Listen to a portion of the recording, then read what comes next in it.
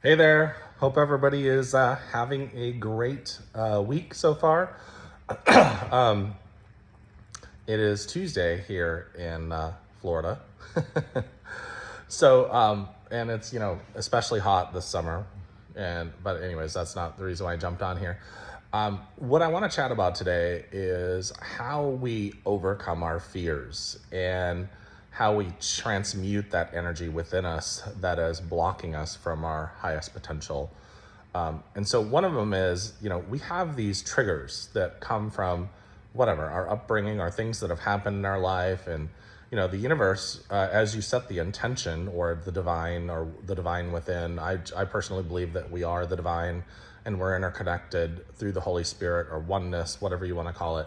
And as a result of the interconnectedness, we're in flow with consciousness. That's my personal belief, and that's how I have experienced my spirituality. But with that being said, I've had things happen in our lives as we're trying to clear our field, so to speak, of blocks or things that are preventing us from hitting our optimal level.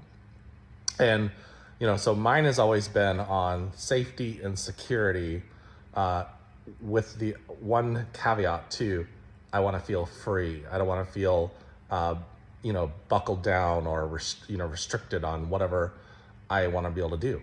And so I was raised actually by a single mother that did the best she could, but a single mother that I was born to her when she was 16, give her to turn 17, put herself through college, and really worked hard, but we didn't have a lot of money. So there is this energy around me that's within me of being cautious or being afraid we might not have enough, that kind of stuff.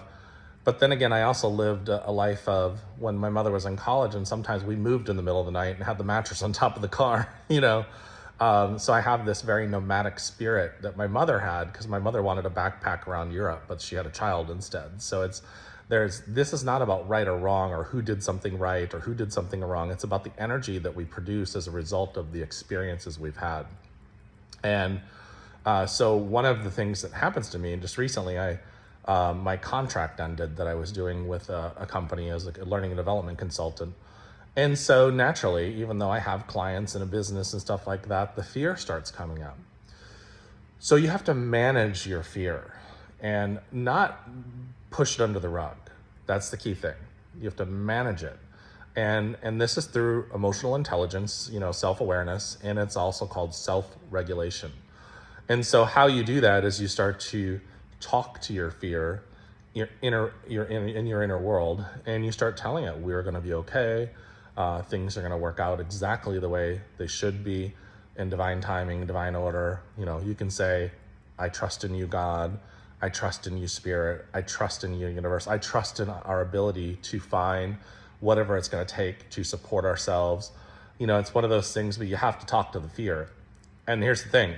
A lot of times what we do, I don't know about you all, but what I do is I push it under the rug sometimes, and I'll be like, oh, that's irrational. That everything's going to be fine. No, you have to stop, and you have to be very tender with yourself and loving, because that's a part of you that is still operating at an area of fear.